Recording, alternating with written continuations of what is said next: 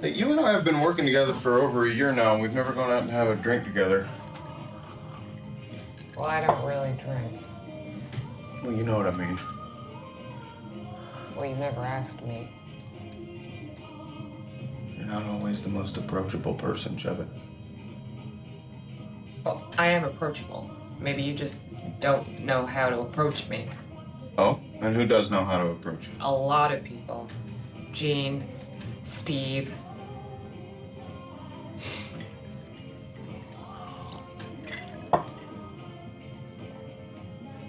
You're funny, Shabbat.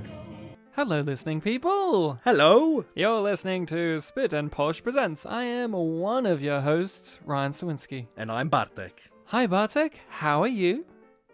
Good, how are you? You don't sound very good, yet you had a little struggle there. Good. How are you? I had a whole inner monologue journey that was like the movie length. Okay, how about you tell me the problem, and I yes but you. I stuttered on my podcast in the second line. Yes, but how about you don't do that? Well, I was gonna not do it, but then I did it. Yes, but. I think I actually screwed up how the yes but game worked in this movie. You're supposed to say yes but after I give you a solution to the problem. That's how it works. Right. Well, we'll Wait. talk about it more so. We are Now I'm Ryan lost. and Bartek spin Polish cycling because we're always spinning and we both happen to be Polish. We had a little unexpected time off, in case anyone didn't notice, because Melbourne went into lockdown again. So that was The whole state, I believe. Oh yes, the whole state of Melbourne. Yeah. So there's no other. It's people. actually Victoria for people that don't know. After the Spice Girl. The Victorian place. Yeah, Victoria Beckham. Victoria Beckham. Is that Posh her Spice. Posh Spice. name? Yeah, posh. You had me question. I'm like, She wasn't Beckham back then, was she? I said Peckham. who cares? She was bend like Beckham. So I think we should care because I think I said she was my favorite in the movie. we are here to talk about a movie that has come recommended. I have recommended the movie for this one. It was supposed to happen earlier, but obviously we had to take some unexpected time off. We're back. Our batteries are freshly charged again. I think we're supposed to be wearing masks, but we're not. They don't know that. They do, because I just said so. They don't know that. Oh, you're lying. You're editing this. You're lying. I'm not editing this now. So we are doing Pictures Powwow. I recommended the film Christine from 2016. 2006 Christine. Yeah, that's what I was going for, like the Yeah. rhyming scheme there. And if you have not seen this movie, it is not about a car that kills people. That is a different Christine from the 1980s. This is a movie, a true life story about reporter Christine Chubbuck. If you have not seen this film, or if you don't know much about the real life story, I recommend that you go away, do some reading, or watch the actual film and come back, because we're gonna talk about it. And if you are at all interested in giving this film a watch, and you don't know the true life story, then it could be interesting to see it on your own. If you do know the true life story, it's still a good movie to watch because of the great performances and how the film details the events itself. In general, our rule of thumb is we're talking about this, spoilers and all. Yeah, and if you want to look up the story just because you don't know it, I think it's fair to say that it's a trigger warning thing happens. Yes, Yeah. it's yes. So let's get into it, Bartek. What was your history and relationship with this feature film? My relationship was nothing. I did not know about it. Really? If it was mentioned at any point, I'd forgotten about it. So when you went into this, I think I mentioned last time for you, I was like, I just want you to go into it, not knowing what the true life story is, to see how it impacted you when it actually unfolds. Before we get to that, what were you expecting at all, if anything? I really did walk in blind. The only thing I would have known about this film is that when I found the film, there was like a one-sentence description, which was a reporter dealing with, depression and stress as she tries to advance her career. That was literally it. Yeah. So, yeah, that's the movie. Not wrong. So I heard about this movie when it came out. I don't know if it actually came out to Australia. Probably didn't. Let's be honest, not every movie comes out here, especially movies like this that are not big movies. This one, it's not like when we were starting Pictures Powwow. Yep. One of the movies we really wanted to cover, if only if it came out in Australia. We wanted to go to the cinema to see it and then come back after a fresh viewing, and it would be like just different, the one-off different, and it never happened, was the movie Ma with Octavia Spencer. We talked about that, but then Ma never came to Australia. They advertised it here. There was posters, there was trailers, but they never actually distributed it here in the end. And then we said, fuck it, we're never going to talk about Ma. Now I have no interest. I'd forgotten all about it. We had forgotten all about it. We also want to do that with if they kept the original Sonic design. Yeah. So... And jumping even further back, didn't we want to do that with the Kevin Spacey cat movie, 9 Lives? Yeah, 9 Lives. But some movies don't come out here. I doubt that this one did. So I saw this eventually later on, and I heard good buzz about it. I mainly had heard a really great central performance by Rebecca Hall was in this movie, and I didn't know Rebecca Hall really. And after watching the movie originally, I looked into her and I was like, oh, she's been in like tons of things I have seen. But this is the first time that she had left an impression on me with her performance. I'm not saying that all the other things I had seen her in, she didn't do a good job acting. It was more the piece that she was in. She's either given a smaller role in the story, or the given story itself is the far more appealing thing, such as she's in The Prestige, the Christopher Nolan movie. And with it being a Nolan movie, you're more drawn into the spectacle and the events and the direction and so on and so forth. So I knew what the story was before going into it. I had already known this true life story, and I was interested to see how they would portray it on film, and I was interested to see a really great performance. Because I like a character study, I like a movie that really shines a light on these type of issues, on mental health issues. We both like those type of movies. And I really wanted to see I just really wanted to see the movie, and eventually I tracked it down. It was on Netflix, actually, in Australia for a little while. Oh, for a little while. Wasn't on there for long. And I remember my wife and I watched it. She didn't know the real story, the outcome of it, and I thoroughly enjoyed the movie for what you can say enjoying this movie is. It was very effective. I found it very, just very full on. It made me cringe in a positive way many times. Yeah. It made me feel sad. It made me feel anxious. It made me feel, in a weird way, kind of airy as well, because that's how I think of this movie, very dreamy and kind of airy, where it's like, because of the film's color palette and the kind of throwback 1970s aesthetic, it's almost like a lot of the film kind of has this kind of fog to it. Yeah. And it kind of makes you feel like you're floating about from scene to scene, even though lots of it is very tense and like pounds you to the ground.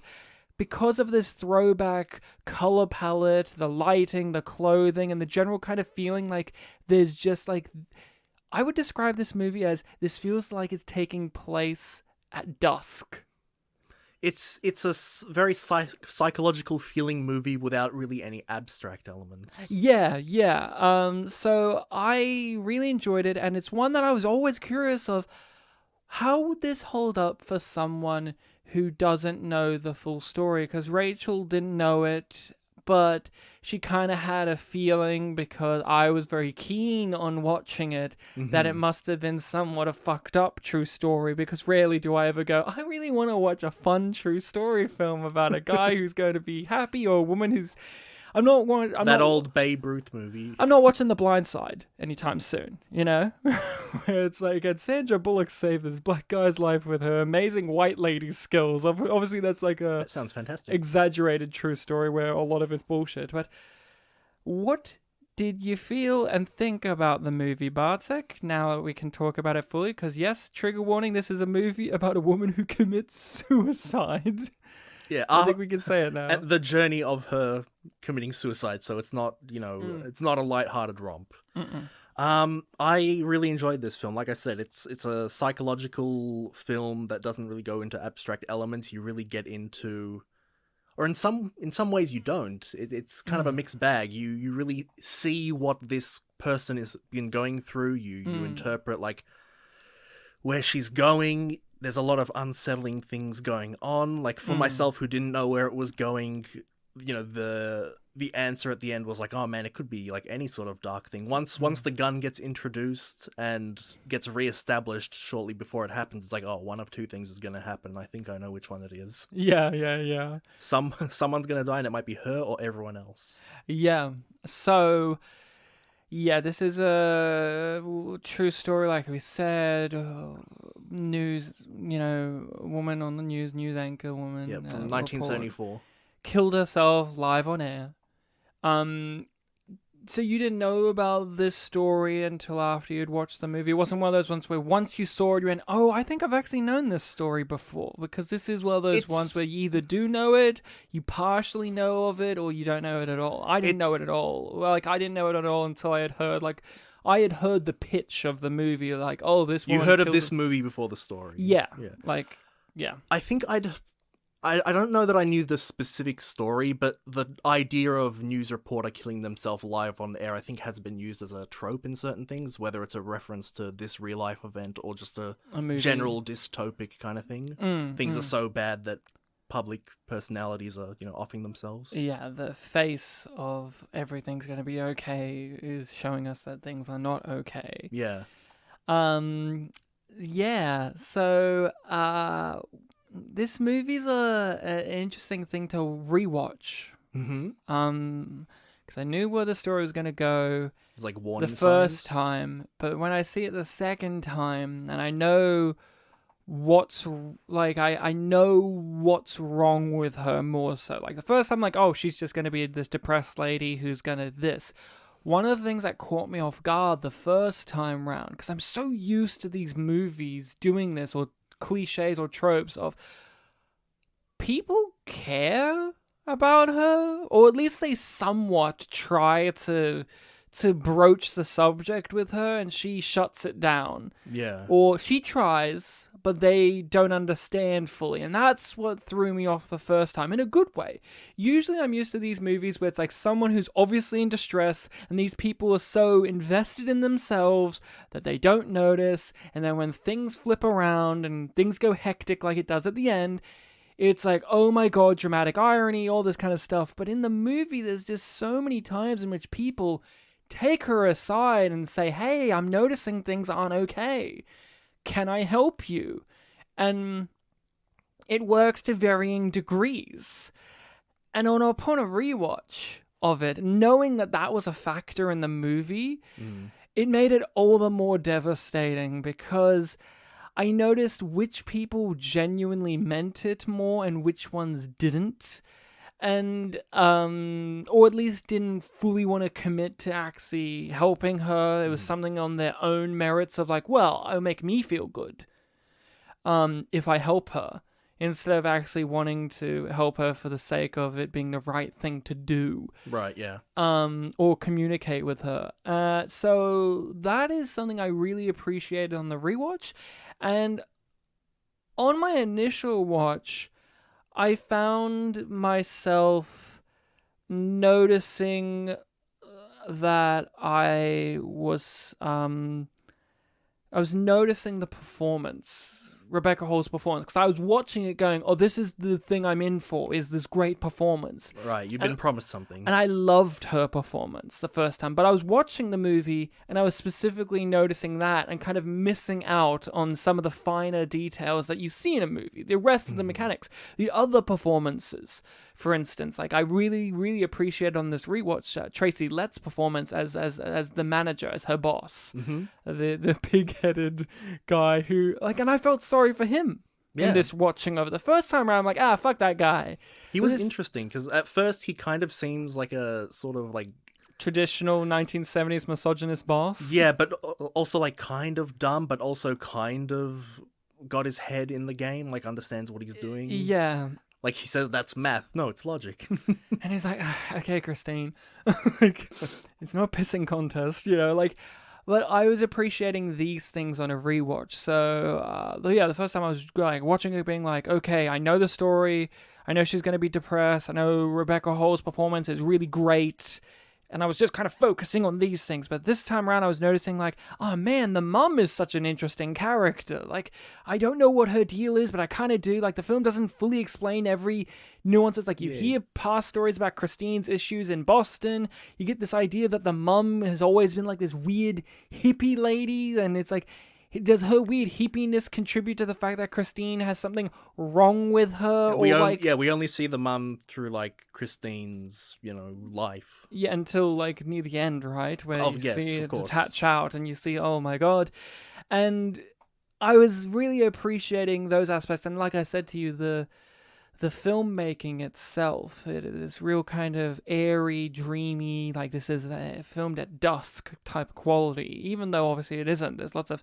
But there is this kind of weird, surreal quality to the movie. Like, there's so many moments where it's like, it's nighttime, and you're like, no, it isn't. It's sunny. Did you notice that? I got a more cloudy feeling, yeah. But you know what I'm saying? Like, Yeah. when you say it's night in a movie, you know what night looks like a certain thing in movies the time, unless it's pointed out otherwise. But this is one of those typically movies... in these kind of films, night highlights like the isolation, because at night people aren't out as much. Yeah. And there are a lot of moments in this film where she's isolated, so that connection is there. And it reminds me of what night is like in Australia at the moment when we're in daylight savings and stuff, where the sun doesn't fully go down until like 8:30 kind of deal. Mm-hmm. And it was that kind of thing where she's like out and it's like, supposed to be like 7 o'clock and the sun is still kind of like, there's still daylight protruding, but they're calling it night. And it kind of just, that little touch, it adds like a weird nature to the viewing experience. But I've been doing a lot of talking.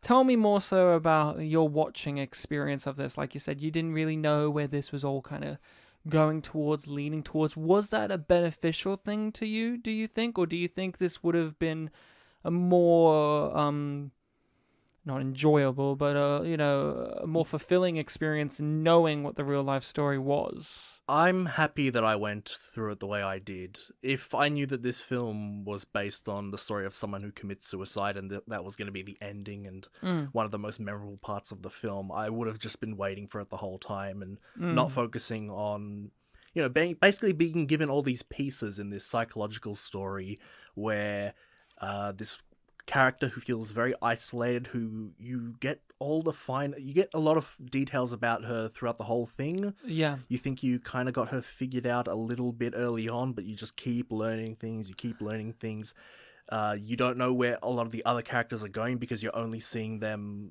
through her basically. And through her paranoia. You also do kind of have like an outsider thing. Like she has her co-worker, the main anchor, George, who he's constantly trying to form a connection with her throughout the whole thing. I thought we were going to mention her friend, the one who the film ends on too, because you get lots of perspective shots of her observing that there's something wrong with Christine and trying to do something about it too. So it's not like, you do get other perspectives as well, but they're still kind of filtered through the lens of our main character. Yeah. And through all the things you see, you get these moments where she does try to change her situation in a way, or... She's trying to be proactive. She's trying to be proactive. I was going to word it a certain way. She recognizes that she's not in a happy place in life and she's trying to actively make changes to make things better. Like, she has that whole scene where she's basically telling her boss, like, hey, how about dramatic reenactments and stuff like that? Yeah. And even though that is a proactive change, the way she goes about it is this really kind of almost cringy, pitiful kind of way of like, oh, this isn't going to work, but you're so enthusiastic about it. That's Christine throughout the movie, right? It is not like she's not trying, but the issue is... Sadly, with the way the movie demonstrates it, is she's not trying in the right way or hard enough. And that's a part of the tragedy too, because you see what a great toll it's taking on her. She's spending pretty much all of her time trying to fix these things, all of her energy, and that in turn adds to her depression because she doesn't have a social life. She doesn't have any romantic life going on. Her mother isn't really there for her because her mother's trying to have an active life of her own. And it just feeds into itself so much. And then to be told, this is a half-baked idea, you need to work on it some more, is truly devastating, because we know that she's been trying to work on it hard, but at the same time, you can see that it's not there. You can cringe at it and go, no, you need to think about it. She does need to think about this more, but the issue is she is so obsessive and driven in these directions, and it just, like I said, it just keeps feeding into itself. Yeah, we were kind of making fun of it earlier, but the yes but scene, I think just the amount of time she says yes but and like, gives a really honest answer with no easy solution really highlights her whole thing. We have to talk about that, I guess. That's the best scene in the movie, right? That whole sequence of her dates. So let's... I'd have to think about it more, but it's certainly good. Let's set it up for the discussion a bit more. So she's in love with Michael C. Hall's character, George the reporter, and he finally asks her out on a dinner date, and you think it's going to be really nice because throughout the movie he's been kind of presented as someone who isn't what you expect them to be, because he isn't afraid to actually talk about his emotions and kind of talk to her about hers, and they have that great back and forth at the party earlier in the movie, in which he's like, you're not easy, you're not the most approachable person, Chubbuck. And she's like, I am very approachable, just maybe you don't know how. I really like that scene, yeah. That's a great exchange, but you get presented with, he's a guy who has a lot of problems himself, and he's open to them, and he asks her out finally on a date, and they even talk honestly, why hasn't this happened yet? And she's like, I shut people out, and he's like, and I just don't take enough time to look at people for who they are. And you're like, this is great, you're gonna have this nice thing, and hey, he's driving her, and they're talking some more, and she's rambling, and she's acknowledging that she's rambling, and he's like, it's fine. And he takes her to his high school, and he gives some amazing backstory about his life, and it kind of reflects on her issues as well. But then he takes her to a group therapy session, and you realize all of this was in service of himself, in a way, of making him feel good, because he's taken this woman who he sees as someone like he used to be, and he's helping her. But what we, the audience, know is she was getting what she needed already, which was this lovely date. So then she's just thrown into this group therapy session, and she's split off from him. She's with some random woman who, for most of the scene, we barely see her face. We see mostly behind of her, and we do get shots of her face, but it just kind of demonstrates more so just the abstract nature of this whole scenario. And then you're given this test with this random stranger who's basically, tell me all of your problems, and I'll come up with a half-baked, off-the-cuff solution for them, as if I'm right, and you tell me why that doesn't work. And there's this almost, when the guy took her to the gym for the therapy thing, you almost, at least I was getting this impression of is he taking her to a cult thing? Because it's really mysterious. He didn't foreshadow it at all. And it just felt really, really planned. But then when it ended up being group therapy, it was oh, okay. But still, this woman's actions, she was very fully invested in this thing, almost in this cult-like manner of all right, let's do it. So you got the impression of okay, well, she's trying to help. But then I noticed when Christine mentions that she's still a virgin, that kind of shifted everything. Sort of professionalism almost snaps, or almost it did snap, where she was just oh, okay, and I was oh, you kind of broke the illusion. So it's this person who's trying to help you really is just a person. I think it's probably one of the best scenes in the movie, because Christine as a character is very guarded. Even to us, the audience. Like you were saying at the beginning of this discussion, we get to know a lot about her, but also we don't. Because she's open but shut off at the same time. Us, the audience. And this is a scene in which this is the Oscar scene, right? Where they show it at the Oscars, right? If Rebecca Hall got nominated, this would be the clip they would play. Oh, yeah, probably, maybe. Because it's a great demonstration of this is the scene in which we get to see her come out of her shell in both a good and bad way, because I also feel good that she's opening up in this way, letting it out, but also I feel bad because this situation shouldn't be fucking happening. Yeah, it's very honest insight, but it's also very forced. And it's finally we're seeing her open up and kind of realize things about herself that she's been shutting off, like all this issues with her ovaries and her sex life and her just general life. We've seen her kind of pushed to the side a lot during this point at the movie by just saying, I'm just stressed. Yeah. Just stressed. And here's like the scene in which she's finally kind of confronted with it, and she's just like pouring her heart out to this woman who doesn't really care. Not really. Not personally caring, no. No. She's not the person who should be being bestowed this information. She cares about the process, but no personal connection, I guess. She doesn't care about the person. Yeah. That's the thing. So that's what makes the scene also heartbreaking, because that's kind of this movie, right? It's these people just kind of missing each other's things going on, like what happens in real life as well. Like it's noble intentions, but it's like all the things are wrong at the same time. It's not exactly that they're putting on a facade of caring. It's just that they don't know how serious the situation really is. Like that they don't know the context. They don't know the context. Like we mentioned the boss character earlier, how he's a bit of a hard ass. When his final scene is him realizing like exactly what Christine was going through, her exact thoughts and everything, and he's just horrified. He's not even listening to the police telling him, "Hey, please don't do what you're doing." Here's a wonderful thing about this movie: is it's so easy and this is not to diminish the real life people, but this is just to talk about the artistic choice of the movie. Is it doesn't just make it that Christine was just a poor victim of the circumstances and everything was just woe is her, because she fires shots off at him, the boss. Mm-hmm. They go way over the line, and you realize, hey, he's a fucking person too, who's got some serious things going on in his life. When she has the comments about his wife being drunk, and you're bringing it in here and putting it on me, she went over the line. She did, yeah. And it made you go, hey, actually, I kind of feel bad for this. And that's what I really appreciate about this movie, is it wasn't afraid to show that, yes, Christine was suffering greatly, but that doesn't diminish the fact that she made people around her suffer as well, or the fact that other people also have suffering going on.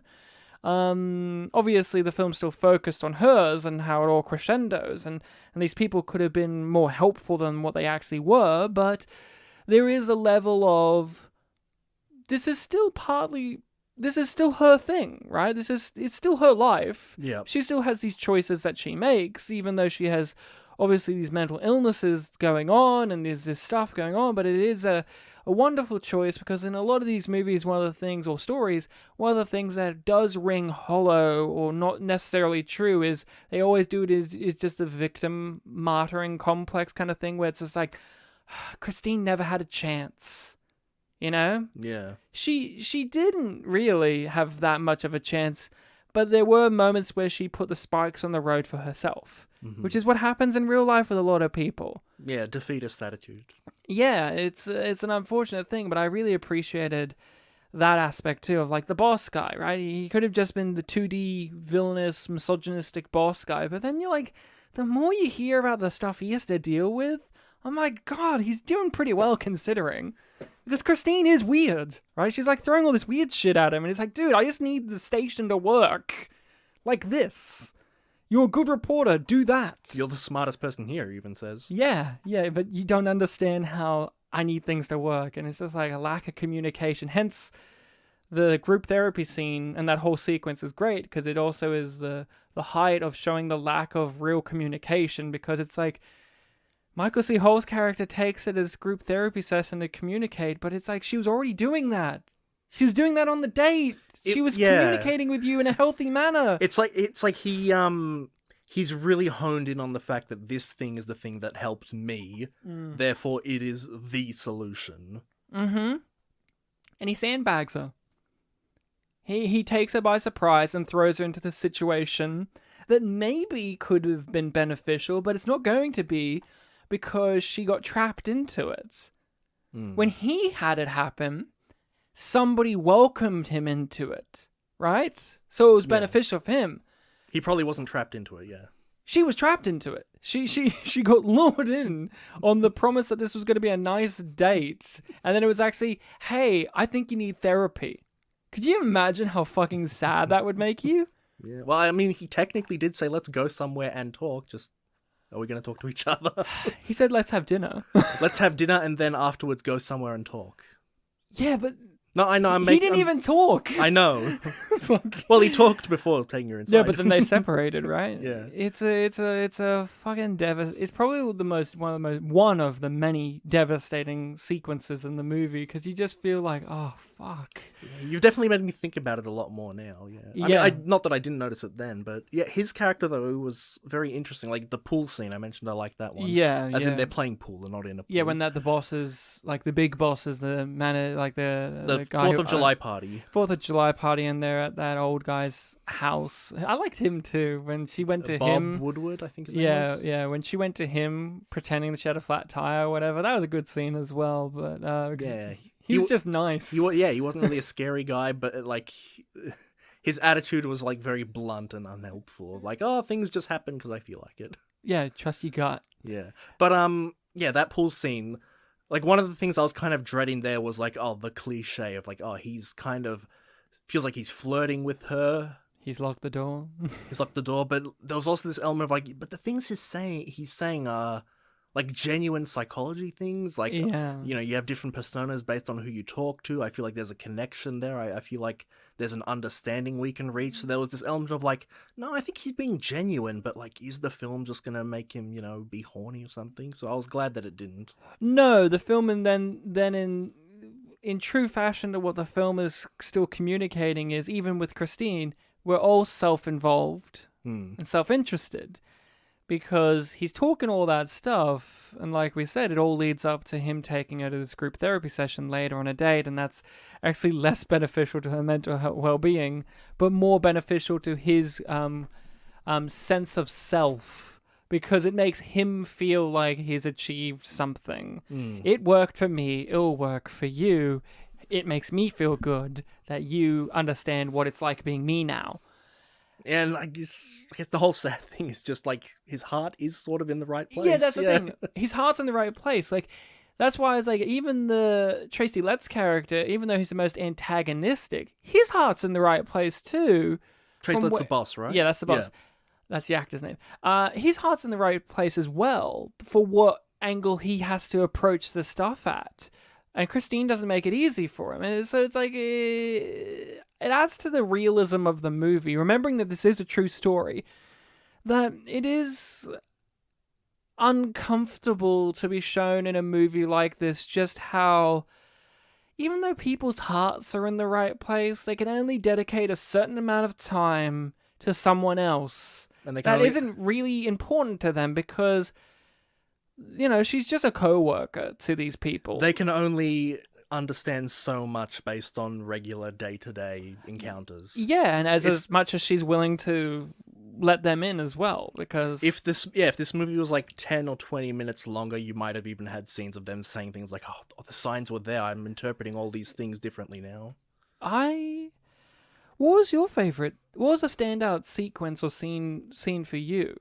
Was there something that really grabbed you by the scruff of your neck? A lot of the scenes between her and the anchor, you know, the pool scene and that.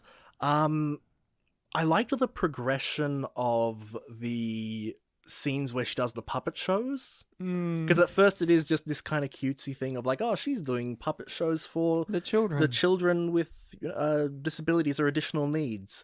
But then she's just doing them for herself. And then as it goes on, you see the kids less and less in these sequences. And they're more just on her. And then the exact last one is this very like somber kind of thing of like, I have nothing to say and that should be okay. You don't even see or hear any other sign of life in the room. Yeah, it makes you even feel like, is she even there? Like, yeah, the hospital. I believe she was there, but like, I know, but it was so centered on her and such a close-up.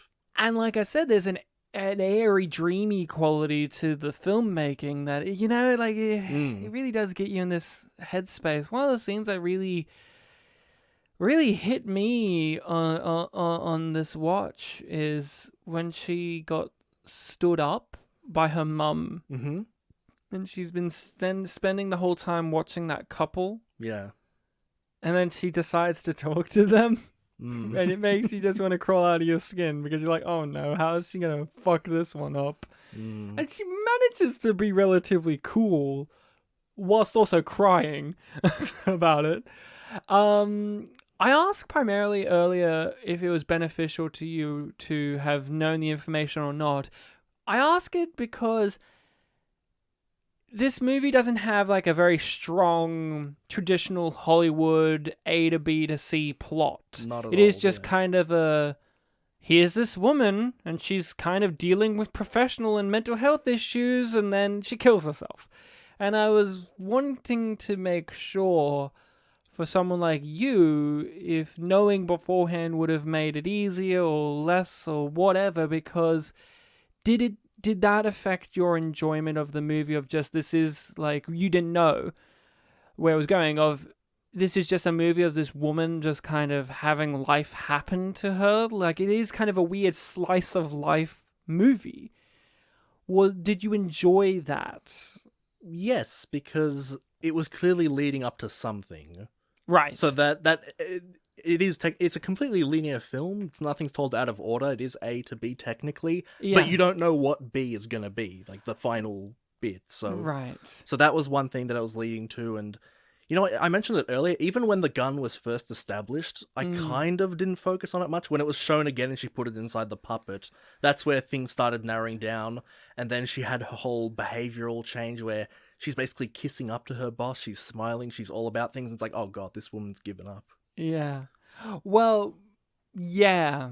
Yeah, in the final sequence of events Yeah. where she's like, yes, I'm doing this. Because she has many, but here's the thing, the film got you, if you didn't know, the film also, in a way, got you comfortable with her doing that, because she had done that like 3 or 4 times throughout this movie already, where she's like, flipped the switch and she's like, I'm actually proactive and I'm gonna try and do my best, and here's what I think, I'm compromising my values for your values, and he keeps saying, that's not what I'm asking you to do, and she's like, Yeah. no, it is though. Here you go. And then she'll show him some weird fucking thing and he'll be like, no, and then she'll get depressed. The two things that I would say to that is that, one, she did it like to an even more giddy, like proactive extent, and two, this was already after we had the yes but scene where she outright said things like, I don't want to compromise my values. So the fact that we saw that, and very soon after she does exactly that, it's like, this woman Hurts my stomach. has given up. This is different from when it happened previously. I also want to talk about her mother. Yes. What did you think of her mother? We see her mother in very fragmented scenes. We get like key points. We know that, like, oh, she stood her up because she was held back at work and couldn't call. Was she though? Well, that's what I mean. We see fragments, so we don't know. Because then she turns up with this boyfriend out of nowhere, and you're like, oh, she was probably seeing that guy. Yeah, I mean, the questions are all there, so it's up to interpretation. But like the fragments we do see are, you know, she had that, she apologized for that, she mentions the boyfriend's suddenly there. She smokes pot in the backyard. On the porch. Not backyard, yeah, the porch. balcony porch. With the neighbor. It's my day off. Yeah, through the beginning half of the film, she does kind of seem like she doesn't have all these things together. You know, she's living with her daughter. Not so much the other way around. Like, she's living with the daughter who does most of the paying and things like that. She's the child in the relationship in comparison to her actual child. Yeah, but then as the movie goes on, we start to see, like, sort of her taking a more motherly approach. Like, she has that whole speech of, like, sometimes you want me to be a friend, sometimes you want me to be a mum. Yeah. There's that scene where she snaps back at her mum and she says, you know, I think you should apologize to me. Then they have a understanding and a hug, and it's like, oh, you know, this is the mother side happening. She's happy for her daughter when she's going on the date. Like the first time we see the boyfriend, because we're kind of looking from Christine's You mean point. Mitch? Mitch. He kind of seems a bit odd, like he goes to shake her hand, doesn't, and it's like, Call oh, her sweetheart. sweetheart. And then I think when she walks away, he has like some sarcastic comment. Yeah. But then I think after that, he's relatively, Nice. normalish. Yeah, relatively normal. Yeah, I find the mother a very interesting character because she's the one that really is affected by us being put in Christine's headspace from the beginning, right? Because every other character is like stock standard, like here's the journalist guy, and that's the corny weatherman who doesn't get on with the news anchor, and her friend seems alright and seems a little caring, and oh, the boss is a sexist pig, blah. But then you're like, oh, and then her mother is this silly hippie, carefree, doesn't really act like an adult. Childish kind of. Yeah, and that's a weird thing to see in a movie. And she's like, you get this whole history without actually knowing everything. Like she's living at home with her mum because of some incident that happened, and now her mum has to take care of her, but her mum is actually being taken care of by Christine instead. And you get that in the first half, right? But then you do get in the second half where it's like, no, the mum is the mum. She does take care of Christine. She does do all these things. But since the first half of the movie, we're so entrenched in the viewpoint of our main character, we see the mum as this flaky loser character who's doing more harm than good. But then you see, no, she is there. She does care. She is doing her best. But like we know, we're grown-ups. You still live at home. Your parents have to eventually have lives of their own outside of the child, right? Yep. And even in a feature film like this, some part of you thinks that's unreasonable because it's like, well, that's the mum. They should care about the daughter. But it's not really unreasonable. Like, she's 30 years old. The mum should be allowed to go out and date and, like, live a life. You know? Yeah. So it's interesting how the film manages for me to put you against the mother, but also put you in the headspace of understanding what the mum's about without actually shifting it to the mum's perspective properly. Like, it's still always at Christine's point of view, but the mother does become more human and more fleshed out character. More fleshed out and more nuanced as it goes along, while still retaining the kind of airheady, flaky, hippie nature that she's had from the very beginning. It's not as if she does a complete, like, 180 and you're like, oh. It's not as if she doesn't have 30 years of experience having a daughter. Yeah, exactly. The film is a lot. Was there a scene that made you very uncomfortable? There were unsettling scenes. Like I mentioned, the scenes where Christine at the end is, being all positive and it's very obviously leaning somewhere dark. There's the scene where there were multiple of these. I'm trying to pinpoint them. There was one where it was... I mentioned also some of the scenes with the co-anchor guy where it was like, what is he leading up to? Yeah. He's saying things, but like, is it going to be the cliche thing? But what's going to happen? There was one other one. I was literally just about to mention it where it was. Well, you have the one where she's interviewing the chickens lady. That was both funny and very upsetting. Well, I feel really uncomfortable. There's that scene when just after she's been told about her bad ovary and she's doing her interview on that set and she just breaks down about the fucking flowers. Yeah. She just completely loses it because she's like distracted. She's like zoning out and they kind of notice and she kind of notices and then she's like directing her energy towards something else and she like runs off and cries in the bathroom. Yeah, a lot of the scenes where she's struggling to keep it together. I think the one that I was thinking of that I forgot was just the pitch scene where she's showing the dramatic reenactment and you're feeling this cringe or pity towards her and it's just like, this isn't gonna work. I can already see where this is going and you're not gonna be happy with the result, but I can definitely see how you interpreted, the instructions you were given to change up what you're doing. It's... Yeah, I guess it all just centers back to the central performance of our main character. Just so many things about what she does, what she's feeling, makes you feel unsettled. She's great, isn't she, Rebecca Hall? Yeah, I liked her after watching the film, but now that we're having this discussion and like really pinpointing things, it's really just elevating it. Is this one of the most overlooked performances in the last decade? I was shocked that she didn't get nominated for like any of these big awards. This is like one of the best fucking performances I've seen in a film. And I just go, no one's seen this movie. No one's talking about this. It really elevates Rebecca Hall to this new level for me as someone who actually has seen her in things. To make you feel even more depressed, Bartek, a year or two later, she goes to star in Holmes and Watson as the love interest to Will Ferrell. I hope she nailed it. Yeah. She's British. Yeah. Fuck. Like, I don't know. I just find it one of those things where there's just so many great things she does in this movie. They're so subtle.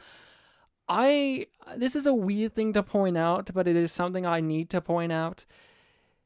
She's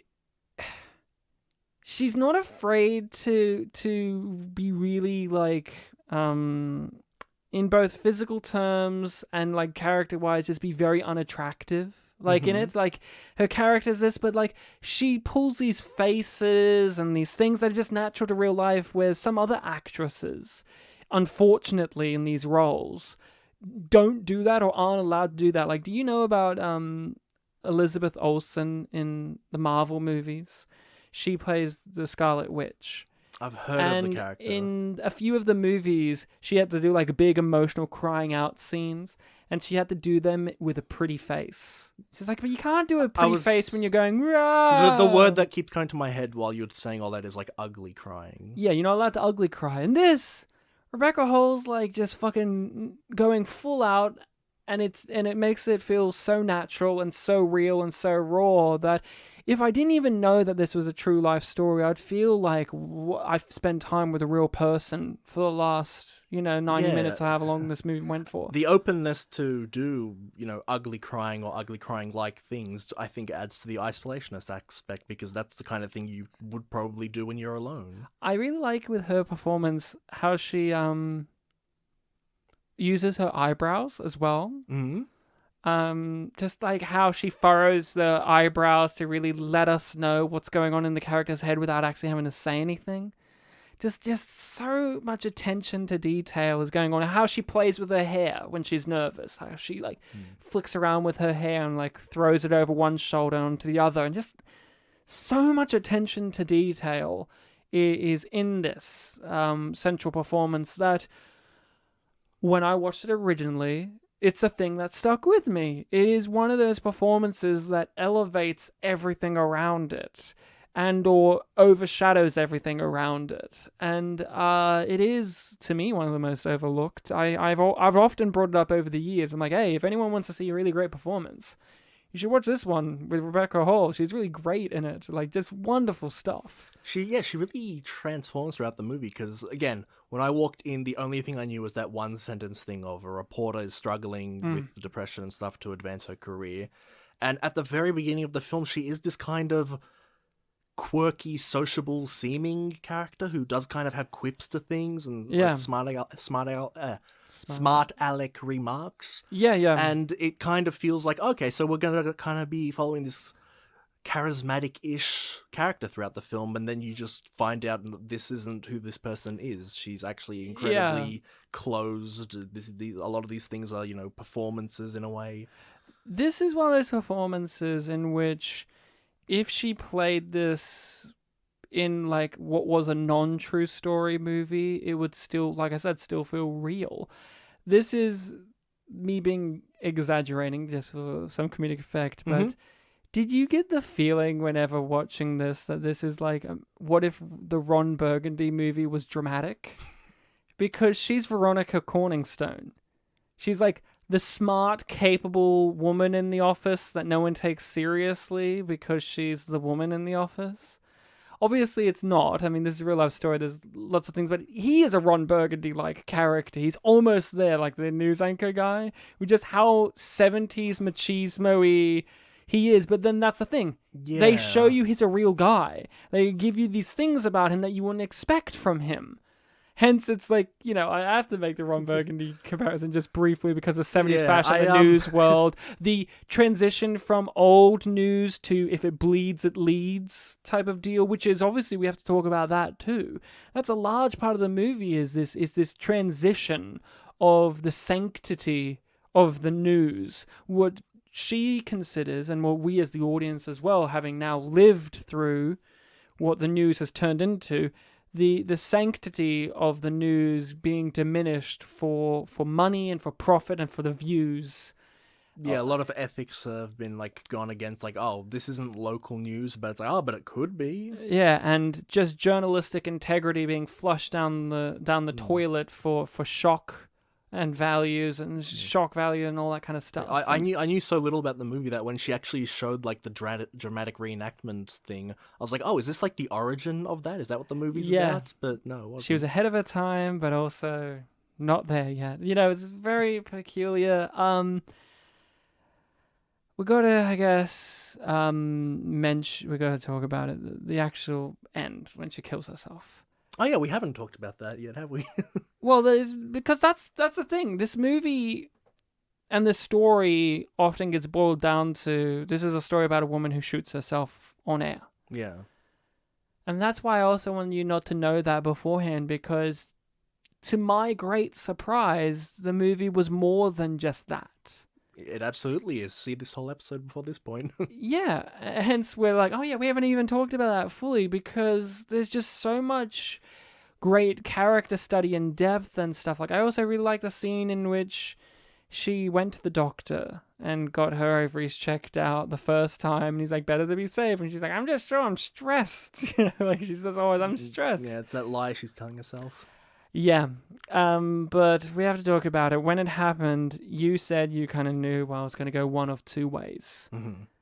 And was this the way you thought it was going to go? Yeah. Shoot herself.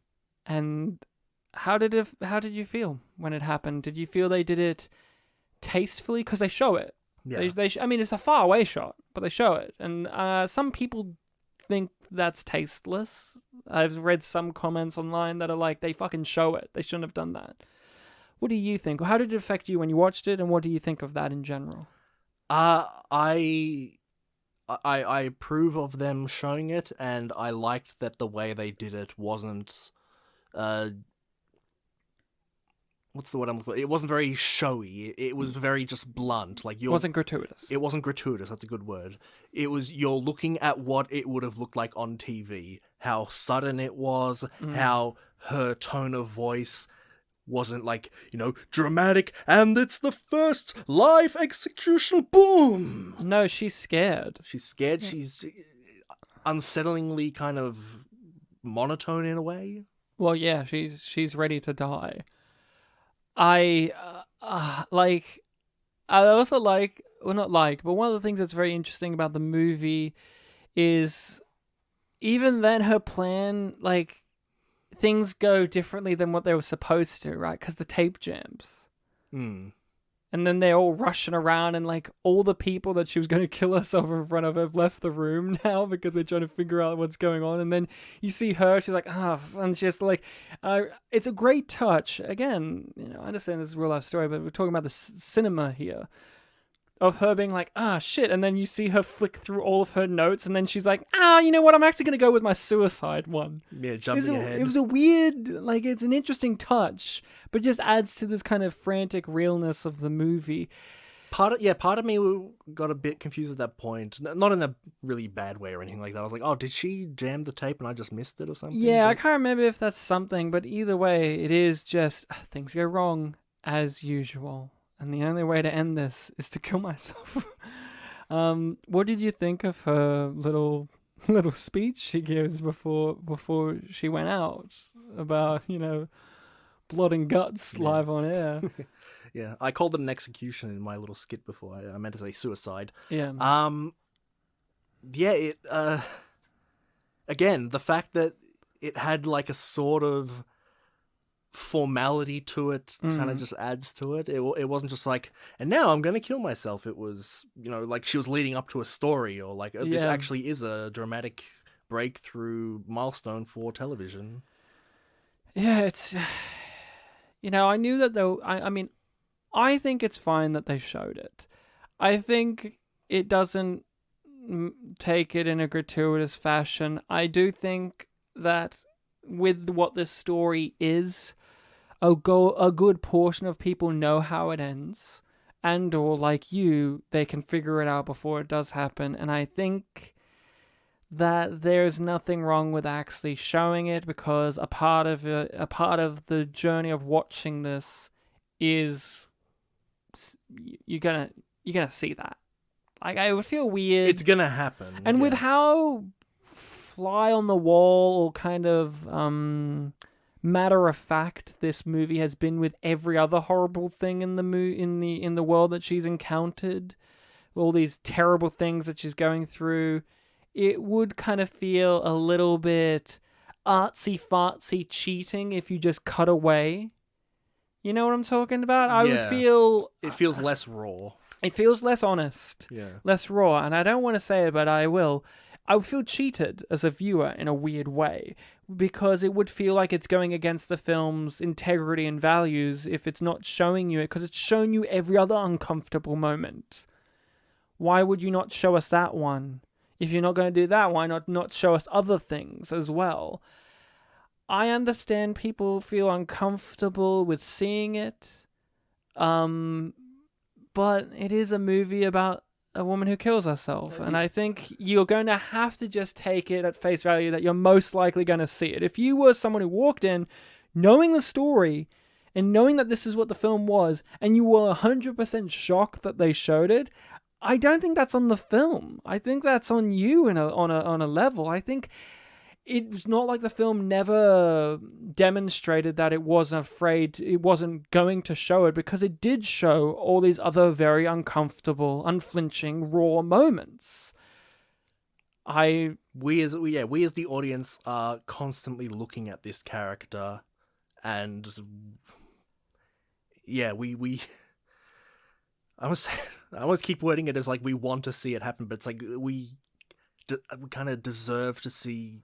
Well, I don't know how to word this. It's an uncomfortable thing, because it also feeds into what she's talking about before she does kill herself. There is this sick fascination with seeing violence and murder and suicide and all these gory things. Hence, also one of the things that's very interesting about the movie or about this story is there's no...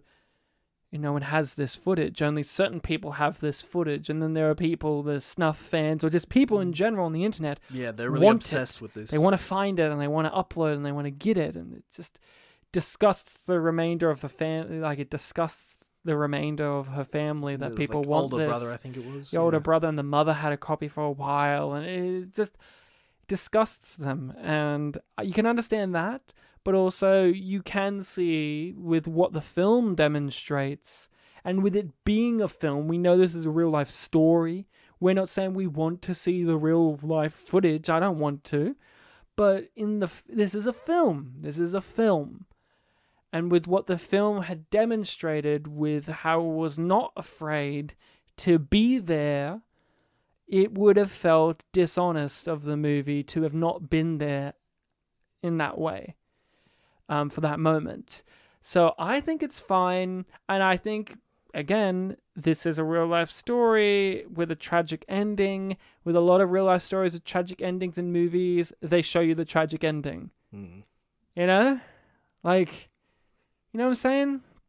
It's a tough one, but it's there. And how did you feel about how the movie doesn't end straight away, like with that? You think, the movie will just end and she shoots herself, but then the movie's like, no, we're gonna see her go to hospital, we're gonna see her mother, we're not actually gonna see her die on screen properly. Yeah, we don't actually get confirmation, but yeah. That was another thing I wanted to point out too. For people who don't know the story, it may have also been beneficial to them, like you, to actually see her shoot herself, because you may, if you don't know, you may not understand the full the full effect of what she's done and that she actually did it and that kind of stuff too. I'm not saying that they couldn't have done it in an intelligent way that still communicated it without actually showing it to people who don't know the story.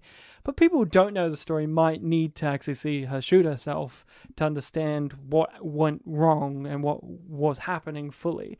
But yeah, what did you think? The movie just keeps going along and then it takes a shift to another character to end the movie. What did you think of that? I did like that it showed a variety of the reactions to the whole thing, because it really does centralize. It really does put a full stop on the whole thing of, people now see that there were signs. People realize, like, oh my god, everything that she was going through it was leading up to something on this level. Yeah. You see some characters like trying to very desperately keep themselves sane, like the anchor trying to, give this mantra of like, To the sports reporter lady. I'm okay, and he's trying to get other people into it, but they're just too shocked. It's you see people in genuine shock. That's the word, and you see, like you said, you see the scene of the mother when the daughter's not around, and she's got this incredibly human reaction of. Yeah. What do you think about the movie ending, but on her friend, though, eating ice cream and singing, and that was related to something she said earlier in the movie as like a piece of advice for Christine? It's how she tries to get over. That's how she calms herself and processes pain. Well, it certainly tells us that she's in pain. I think it worked. I think it was nice. I think it adds a little bit of, not much, but a little bit of light at the end of this movie. A little, like, if you just ended it and it's like Christine shoots herself and hard cut to credits, might just be like, fuck, man, I don't know. But that kind of, it does add a little something there. A little bit of warmth. I don't know. It's still like a very depressing movie that when you finish it, you're like, oh man, that was sad. At least I feel that way. I don't know if it made you that, like, that sad when you finished watching it. It was a sad ending. But that's just, that's what happened. Yeah, that's Christine. I don't know if there's much else to say about the actual movie. I have some stuff I wouldn't mind talking about that's outside of the movie, the real life story partially, and some other things. But anything else from the actual movie you want to discuss? I think we've done enough. I think all else, you can see the movie for yourself. And random question. Michael C. Hall, who plays the news anchor guy, what did you think of his performance? In general, did you find him very good? Yeah. I thought that his whole... Because you're not familiar with him? Not too much. No, I know that he's Dexter, I think. I asked that because a part of my initial watching that made it distracting for me is I know him from Dexter, where he's a creep. Yeah, I don't like the character of Dexter in the show Dexter. I find him creepy and weird.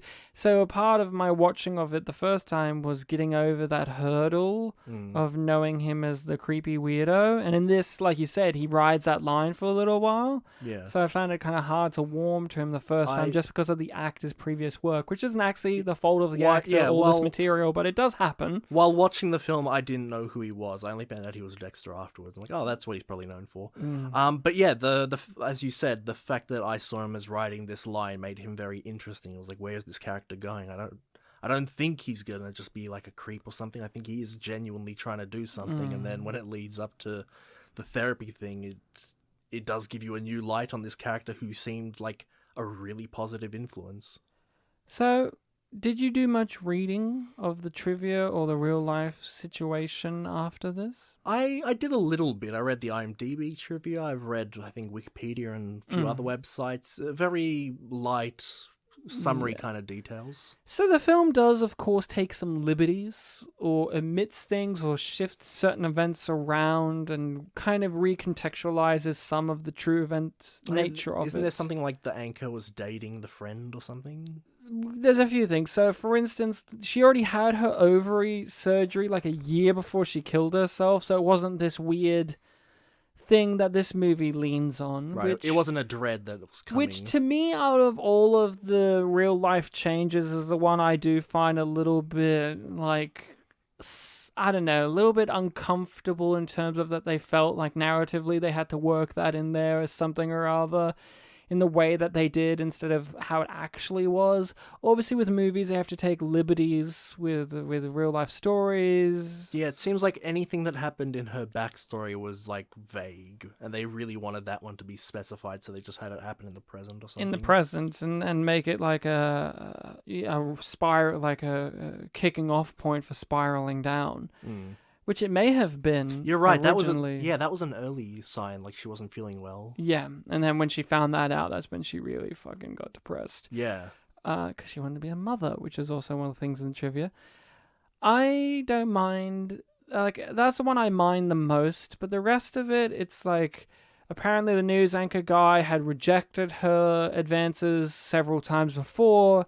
Her best friend in the office, apparently, in the news station, was actually the sports reporter lady. That character was actually her closest friend in the office, but even then, they weren't that close because the sports reporter lady talked about how she still thinks that Christine just killed herself just for the attention. Yeah. Oh, yeah, I remember. So it kind of shows you even further that kind of deal, and that her mother was talking about how like Christine was always wanting dating this, and her final act was one of the most selfish things that Christine ever did. And didn't someone also say that like she actually had no friends? Well, yeah, that's about the IMDb trivia I want to talk about. That's interesting. But Okay. yeah, she didn't really have a social life, that kind of stuff.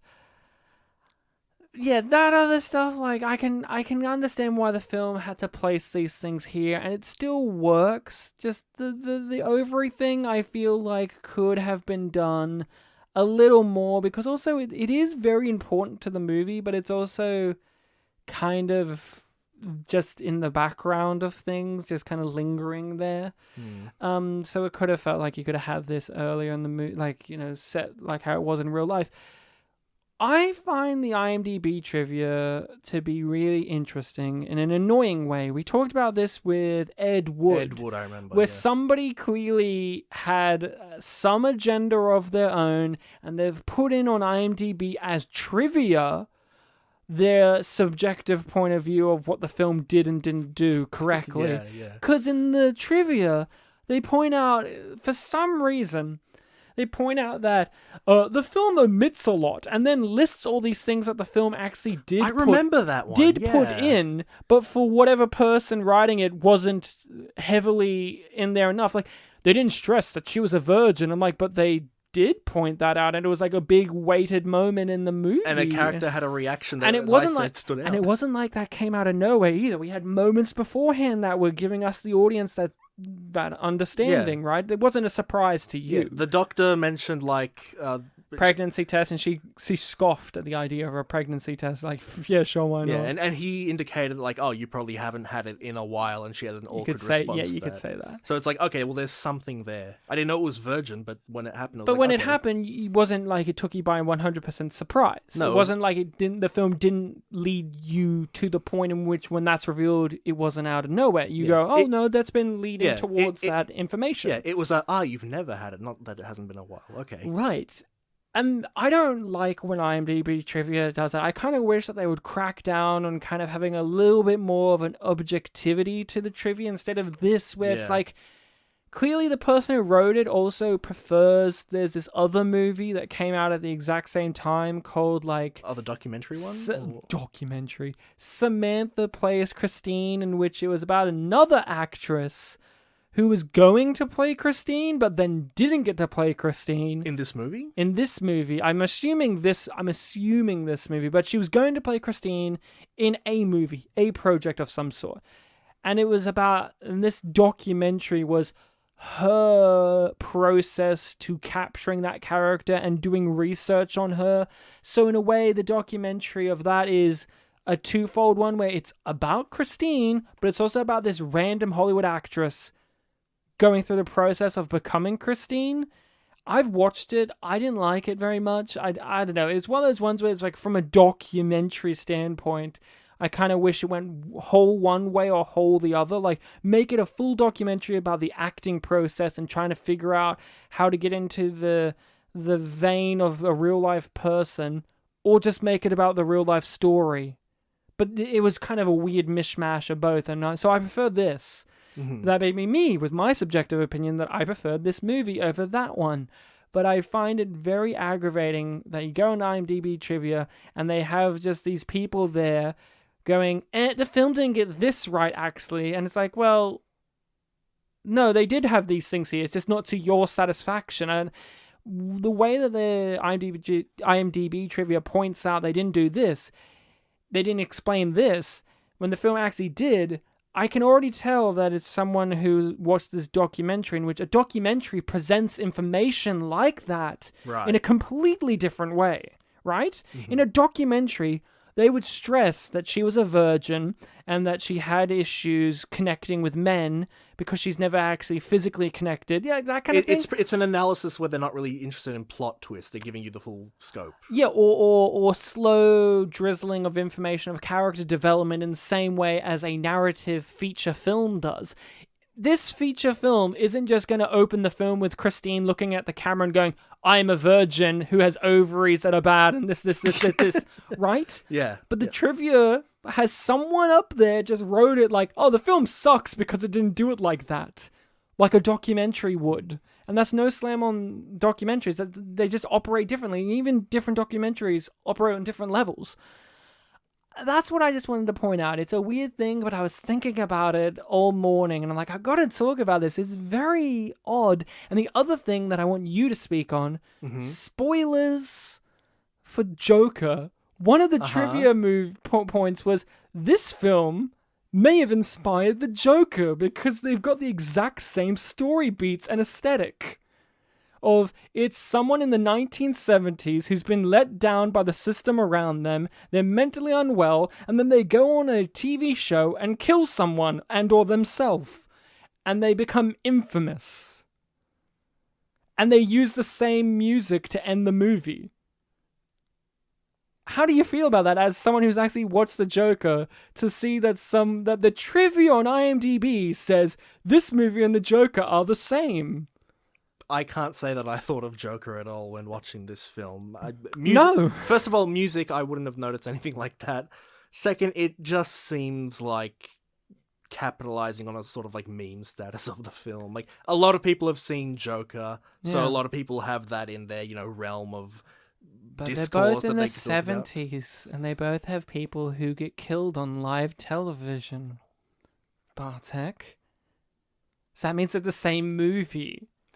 I'm sure if Christine... if those are the two qualifiers, then Kentucky Fried Movie probably is the same movie too. Hey, but that was actually made in the 70s. This is... Oh, you're right. That's the difference. But it is set in the 70s, I guess. Yeah. But... You know what Christine needed? They needed someone on the TV to keep talking about super rats. The city's plagued with super rats. Because that's all I know about the Joker, is one of the background information is... the garbage men are on strike and there's garbage all over the streets, and that means now there's rats eating the garbage, and they're huge rats, and Robert De Niro just says super rats in his De Niro voice. I think there was something like that.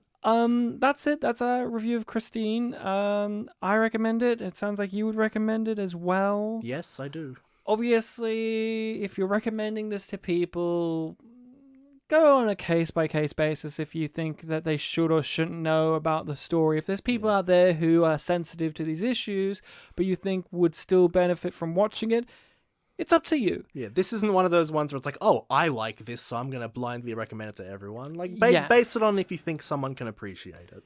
Yeah. Recommendation for next episode is from the listening people, Bartek. Ah, the good people. The good ones. We are going to be continuing on the real life story stuff, I guess, movie by one of our favorite directors, David Cronenberg. Your favorite film, Shivers. Ah, I've seen that. Yes. And Star Trek Discovery star, David Cronenberg.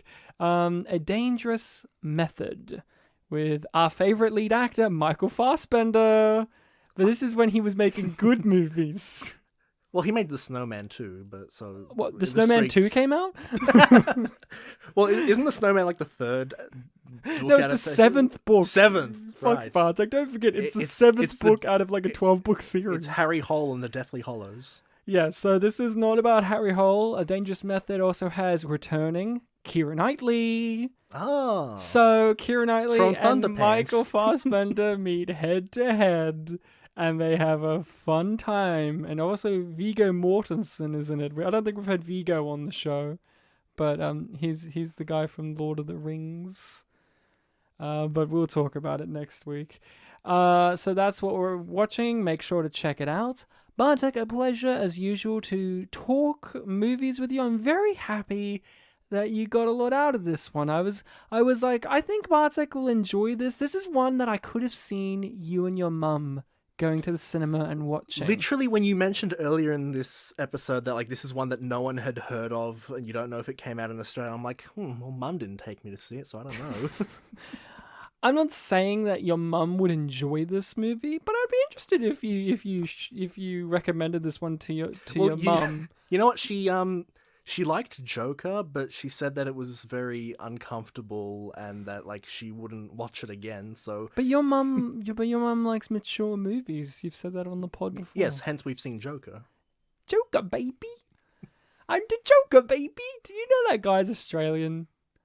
Who are we talking about? Oh, you don't know? I'm the Joker baby. Oh, well, isn't that like a meme of yeah, some guy? it's this guy who did like a play of it or like a monologue of it, and he like has shitty makeup. He's an Australian guy, so we could always have him on the pod and be like, "So you're the Joker baby."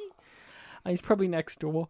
So that's it. You can follow us on the social medias of Facebook and Twitter. We're always posting stuff on there. Bartek, where can people email us? You can email us at spitandpolished@gmail.com. Yum, yum.